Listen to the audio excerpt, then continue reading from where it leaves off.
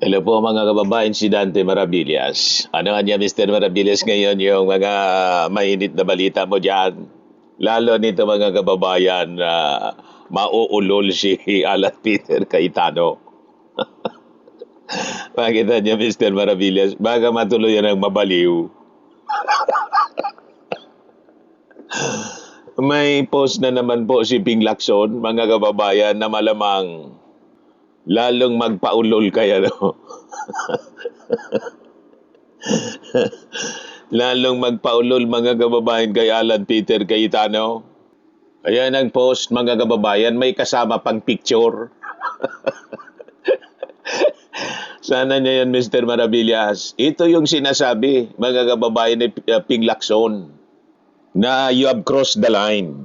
Hindi na siya tatantanan ngayon ni Ping Lacson. At malamang, mag-reunion sila ni na Jingo Estrada at na Marcoleta.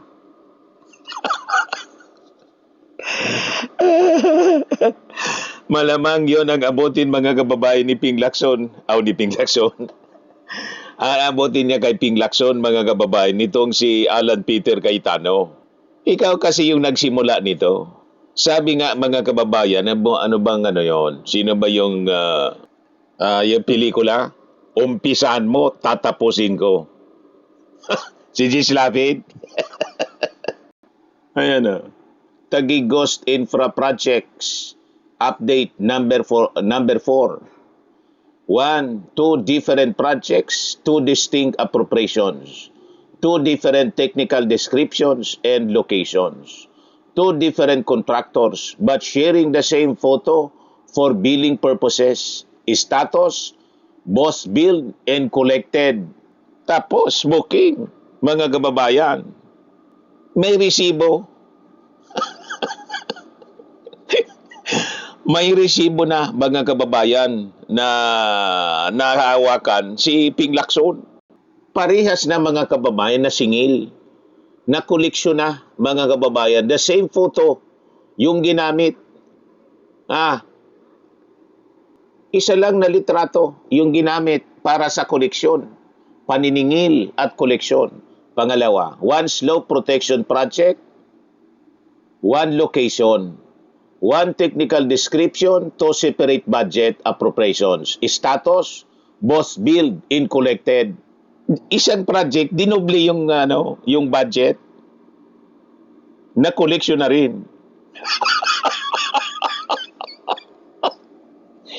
Tingin ninyo, susunod na si Alan Peter Cayetano, mga kababayan, kay Marcoleta at kay Jingo Estrada. Magre-reunion mga kababayan. Kaya pala nagsalita si Lino Cayetano, kapatid ni Alan Peter Cayetano, mga kababayan. At malamang si Lino Cayetano yung nagtimbre.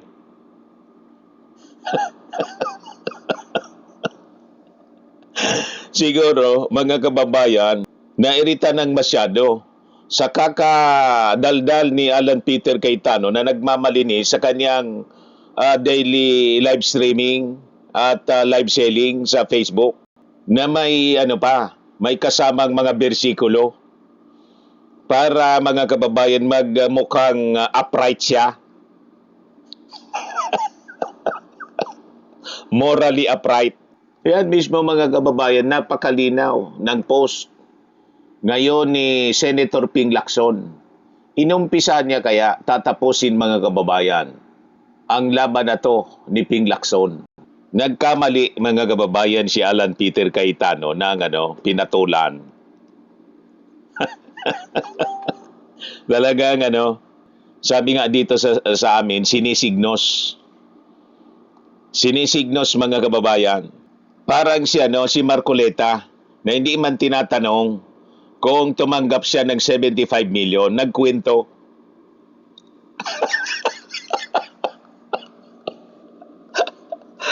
Di ba?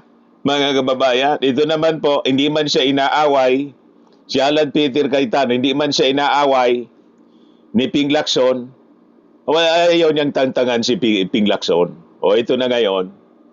Sabi ni Ping Lacson, you have crossed the line.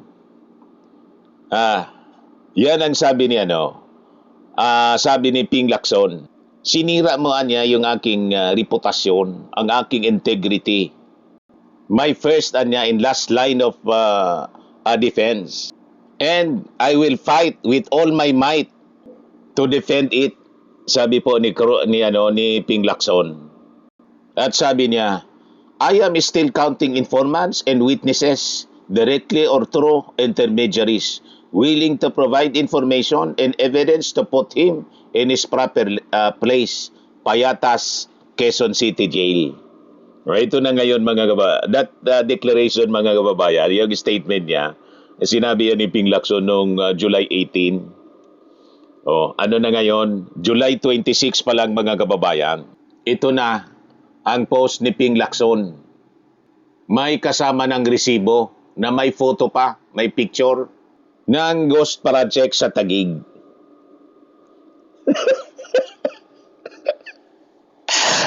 Yan kasi mga kababayan, yung old saying po na no talk, no mistake.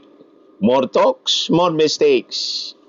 Kaya magandang dumaldal lang ng dumaldal mga kababayan si Alan Peter Cayetano. Dumaldal ka pa. At kasama yung kanyang kapatid na si Pia Cayetano. Ngayon sa kakadaldal din ni Pia Cayetano, yung kanyang kapatid po, may mga nag-iisip na din na ipadisbar. Itong post ngayon ni Professor Antonio Contreras, Pia Cayetano should be censored by the Senate and disbarred. Di ba? Mamaya balikan natin yan. Dito muna tayo kay Alan Peter Cayetano. Ito na yung report mga kababayan ng GMA News. Lacson bears evidence of alleged double billing collection in Taguig infra projects. In a statement, Lacson said, one case involved two supposedly different projects that shared the same photo for billing purposes. Meanwhile, another case involved a single slope protection project that received two separate budget appropriations. The two different projects, two distinct appropriations, two different technical descriptions and allocations, two different contractors but sharing the same photo for billing purposes. Status, both billed and collected, sabi po ni Lacson sa kanyang ex-post. Lacson linked the findings to Senator Alan Peter Cayetano, who refuted claims of ghost infrastructure projects in Taguig City and called for an investigation in other cities in Metro Manila. Incidentally, Cayetano's wife, Lani, is the current mayor of Taguig. Ang asawa po ni Alan Peter Cayetano, Bicolana, Albayana, taga rito sa amin, taga Tiwi. Yan ang mayor ngayon sa Taguig City. Asawa ni Alan Peter Cayetano, Albayana. Kaya maski mag-Bicol ako dito, mag-Albayano, magsalita ng taga-Albay, maintindihan kay ni Lani Cayetano. Kasi kababayan ko po, taga-digdi mismo sa Albay. Ngayon, sabi dito, Lacson further said that those who know they are innocent should not fear defending their integrity and should confront their accusers on equal terms. Lacson, a former chairperson of the Blue Ribbon Committee, had also accused Cayetano of securing budget insertions amounting to 6.79 billion pesos. Several projects in Taguig were also allegedly left unfinished, sabi po ni Lacson. Hindi tinapos po. In a later statement, Lacson said he was gathering enough witnesses and evidence that could show Cayetano's involvement in alleged corruption. Sa laki ng mga projects, mga kababayan na to, siguradong more than 50 million ito, plunder. Kaya malamang si Cayetano ang susunod po kay Marcoleta. Maubos talaga ito mga DDS, senators. Sasabihin nila, politika.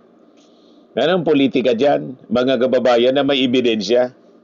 Pag nasasangkot kayo sa mga ganitong kontrobersy, outright tinatawag ninyong politika at nasa likod na naman si Bongbong Marcos.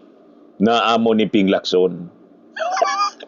Yan ang akusasyon, mga kababayan, ni Alan Peter Cayetano. Amo daw. Walang amo si Ping Lacson, never siya mula na maging senador. May amo siya noon nung PNP Director General.